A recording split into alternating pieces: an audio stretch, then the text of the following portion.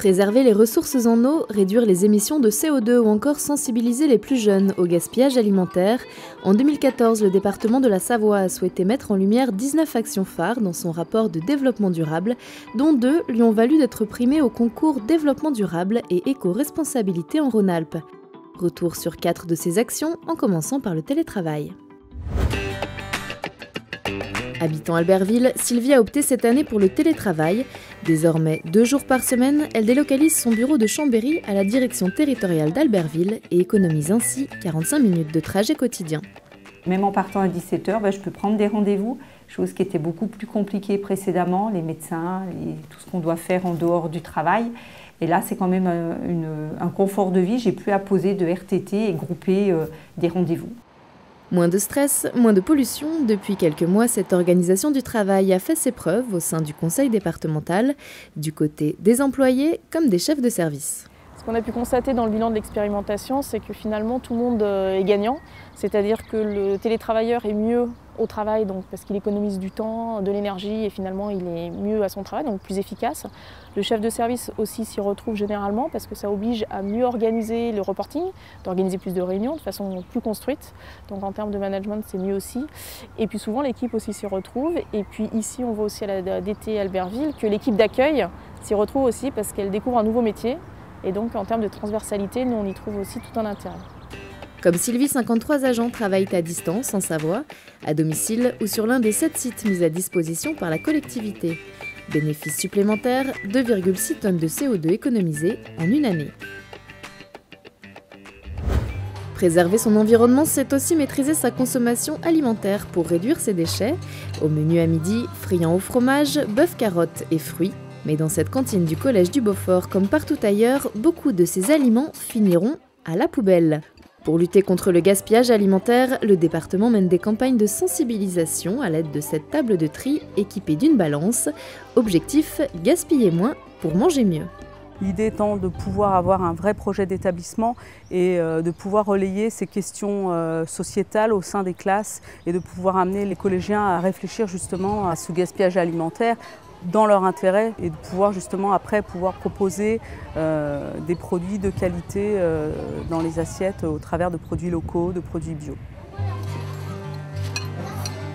Les collégiens d'Ugine, d'Albigny et du Beaufortin ont participé à cette campagne qui se poursuivra à la rentrée dans d'autres établissements savoyards. En moyenne, on estime le gaspillage alimentaire à 150 grammes par repas et par personne dans les cantines scolaires.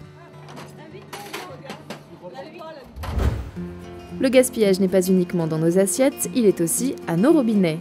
Depuis 1995, le département veille sur nos ressources en eau à l'aide de réseaux automatisés de mesure appelés télésurveillance des eaux souterraines de Savoie. 15 réseaux ont ainsi été progressivement déployés, comme celui-ci en Chartreuse, à Entremont-le-Vieux. L'eau s'infiltre dans ce massif calcaire, redescend et en touchant une couche géologique un peu plus imperméable, ressort sur ce replat ici. Le but de ce réseau est de mesurer, on va dire, le débit de la source naturellement, donc la partie distribuée en plus de la partie rejetée au milieu naturel. Le premier intérêt, c'est de connaître sur chaque secteur de la Savoie un peu le fonctionnement de la ressource en eau, savoir quelles sont les périodes de basse eau, de haute eau, savoir un peu comment les ressources en eau réagissent au changement climatique. L'autre intérêt, c'est de connaître au jour le jour le niveau et le débit des sources. Et de savoir par rapport à un historique qu'on a sur chaque source, de savoir si on est plutôt en période de basse eau, haute eau, et du coup qui peut nous servir aussi d'alerte sur les périodes de sécheresse. Un outil précieux pour s'adapter au changement climatique, notamment par la mutualisation des équipements hydroélectriques et en eau potable, ou encore l'utilisation estivale de réseaux de canons à neige pour l'irrigation. Envisager sereinement notre futur, c'est aussi faire un détour par le passé. Au musée savoisien, qui est en cours de rénovation, on poursuit des recherches sur l'évolution économique, sociale et culturelle des 30 dernières années. C'est dans ce cadre qu'est née l'exposition « Ugine, c'est inox et rock'n'roll ». Une ethnographe et un photographe ont rencontré les habitants d'Ugine pour mettre en évidence l'impact de l'industrie sur leur commune. On voulait voir comment, à Ugine, les gens vivent l'industrie et la ville, et cette ville qui est en fait une ville assez rurale, puisqu'on est aussi dans un paysage très montagneux. Et en même temps qu'il y a une industrie de pointe. Et finalement, ce qui est en ressorti, moi j'ai trouvé beaucoup de fierté, Et en même temps, une nostalgie aussi sur les années un petit peu passées autour, notamment on a vu la question du rock, qui est une histoire un peu terminée, mais pas complètement. C'est une ville très dynamique. Et puis le rugby, le rock, cet aspect très vivant. Et puis il y a aussi quand même des pratiques liées à l'environnement montagnard. L'exposition itinérante à Ugine fera une halte au musée savoisien pour les Journées européennes du patrimoine. Vous trouverez toutes les informations sur l'ensemble des actions menées par le département en Savoie dans son rapport annuel sur le développement durable.